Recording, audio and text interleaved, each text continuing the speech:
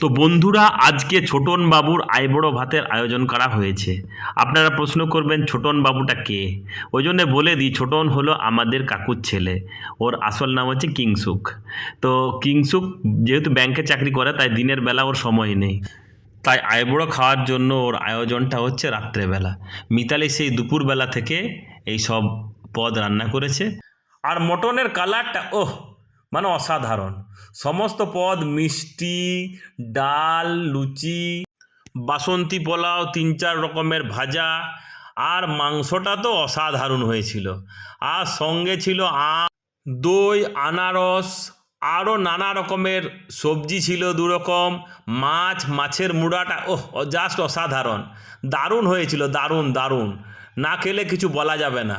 এবার আপনারা বলবেন আপনি তো খাননি, তাহলে আপনি কি করে বলছেন যে এত সুন্দর কি হয়েছিল না হয়েছিল।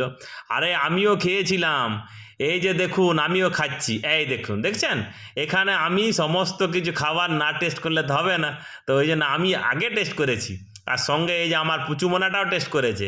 এই দেখুন, দেখছেন? এও টেস্ট করেছে এবং যথেষ্ট ভালো রান্না হয়েছিল, যথেষ্ট দারুণ দারুণ রান্না হয়েছে। এবং ওই যে দেখছেন, রাজমিতও একটা আঙুল উপরে তুলে দিচ্ছে। তো যাই হোক, এইভাবে আমাদের কিন্তু ছোটনের আইবুড়ো ভাতটা কেটে গেল। আর এই যে এটা এটা কিন্তু আমার ফেভারিট জিনিস, আপনারা জানেন। আর আমি খুব পছন্দ করি। এটার নাম অবশ্যই কমেন্টে বলবেন এটা কি ছিল। তো যাই হোক, আজকে এই পর্যন্তই।